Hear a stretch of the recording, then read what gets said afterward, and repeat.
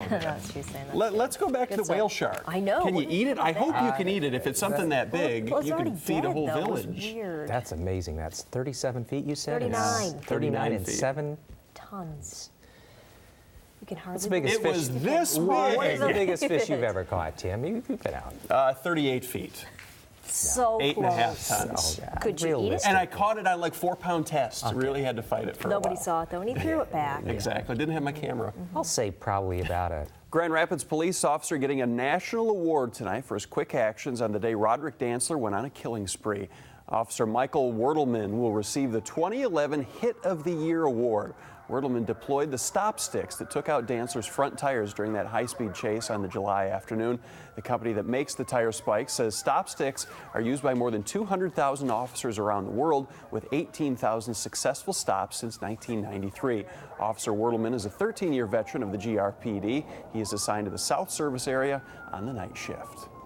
It's the worst kept secret in sports, and it's a secret no more. The 2013 NHL Winter Classic is coming to Michigan. Steve Ambrose joins us with more. And Steve, I said Michigan, not Detroit. I'm going to disagree. Well, I think the name makes the kid more than the kid makes the name. Here's what Dr. Malone says. He says it boils down to that you don't want people to respond to your name itself instead of you as a person. Although I was really interested in having that because I have a Tegan. Yeah. But I did it for the same reason that one mom did with Stormy, that there aren't 5 other Tegans in her class. Weird names are kind of a pet peeve of mine, but I don't want to besmirch anybody. A unique name is one thing, but it seems to me people just look at things. Yeah. Oh, Ottoman wood floor, that's my baby.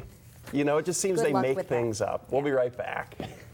So what if this happens with the kids? Well, the students and parents signed a waiver saying as long as it wasn't malicious, everyone understands that accidents happen and the school will help with replacement. Live in the studio, Leanne Town, Fox 17 News. Leanne, you knew we were going to ask that question, so thank you for answering it.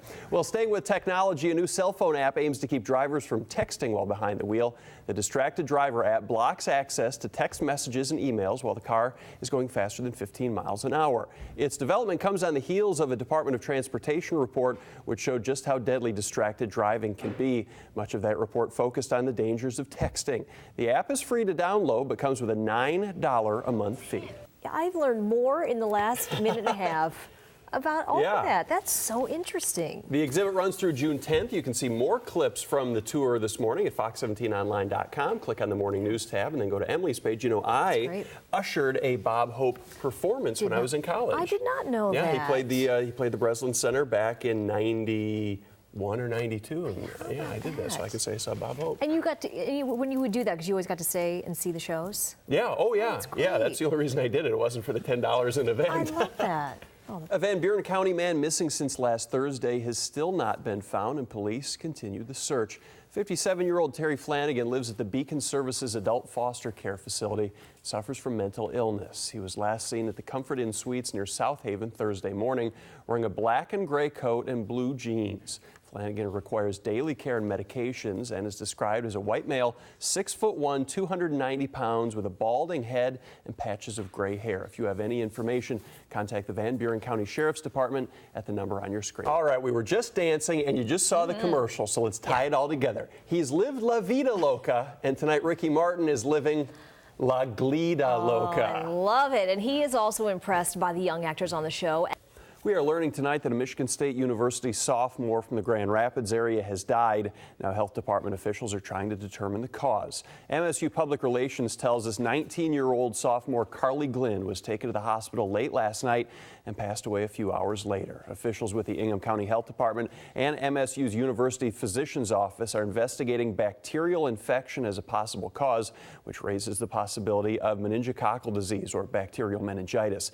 Test results could come back as early as tonight. We have a crew working this story, and we'll have more coming up at 6. A man in Grand Rapids facing state and federal charges after being caught with over $1,600 in counterfeit money earlier this week. Here's how it went down. On Monday, a woman tried to pass off fake $100 bill at a Grand Rapids gas station. When a clerk confronted her about it, she took off, but not before the gas station worker wrote down the getaway car's license plate number and called police. When GRPD saw the vehicle later that day, they pulled it over and arrested Daquan Desmond Hayton. Police say he had $620 in counterfeit bills on him and admitted to buying the fake money from a man in Detroit. They also say he already used some of the fake money at Woodland Mall and a fast food restaurant. Federal prosecutors filed criminal complaint against him yesterday.